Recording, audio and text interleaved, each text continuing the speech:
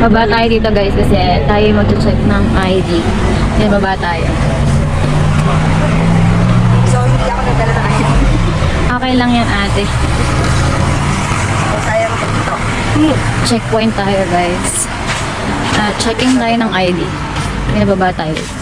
Para safe. Mas okay na din para i-register kasi nila guys yung mga pumapasok dito. Konti na lang, malapit na tayo makarating guys. Mount Pinatubo! Mount Pinatubo! Stop over tayo sa McDo. Guys, for breakfast. So, order natin chicken. Para may lakas na tayo. Kasi ang ulit na to is mamaya ang lunch. Kaya, for the go. Alam mo, coffee ko na to guys.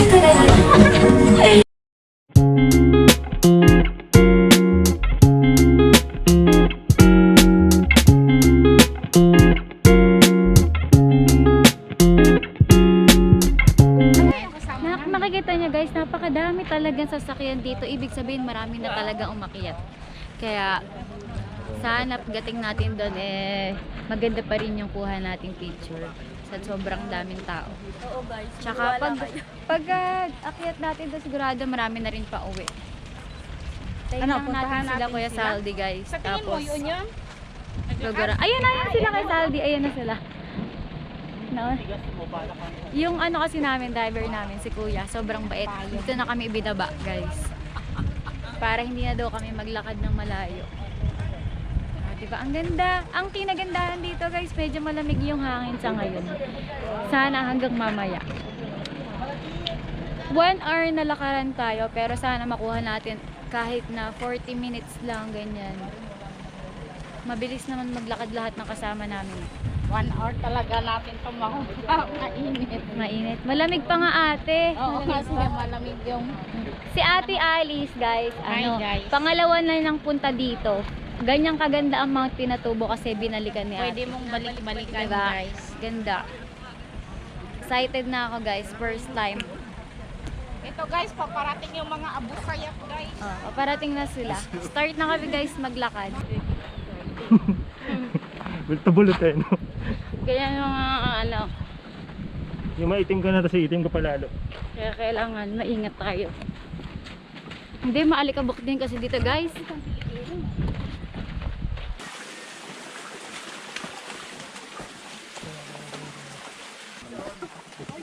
Ako, dami ng tao.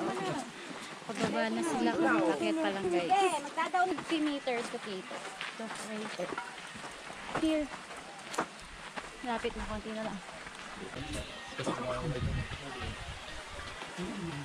Welcome to Mount Pinatubo!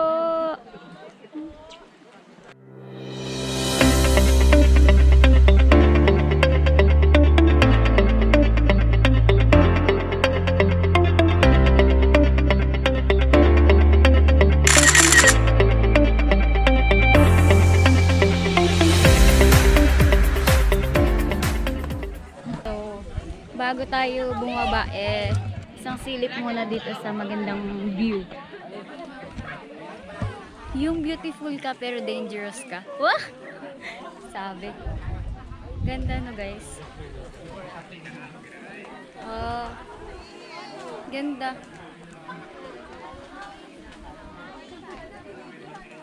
Kaya sa mga nagbabalak pumunta ng Mount Pinatubo, ito na sign niya para pumunta dito guys. Worth it naman yung bayad nyo at saka sobrang ganda ng view talaga. Hindi kayo magsisisi. Check nyo na yung bucket list nyo.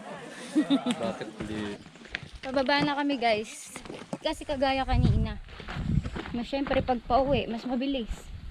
Careful at maling tapak mo lang guys. Mas mapipilayan yung paa mo. Kasi nung dalawang last two hike ko, hindi ako nag-exercise, diretso agad hike. Ano pa naman inakyat namin dun? Ulap at saka 387. Hindi ako nakalakad after pagpababa talaga. Dun na umaano yung sakit ko.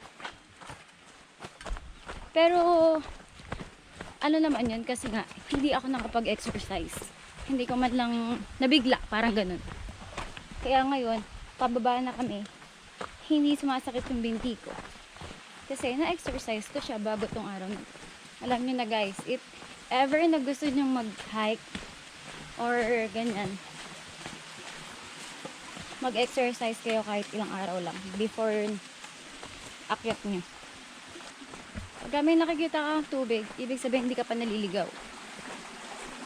Trivia. Kung naliligaw ka man, hanapin mo yung kung saan na maagos yung tubig. Yun yung sundan mo. Yun yung sabi nila. Yun yung pagkakaalam ko guys. May mga araw.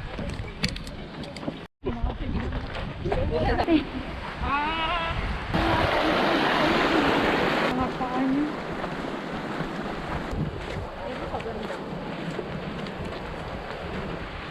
Run po, bra po. Go,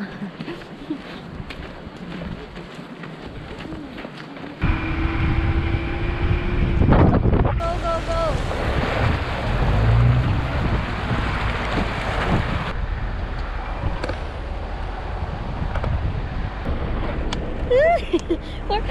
for the vlog! Woo! Woo! Ganda guys dito! Bumibisit na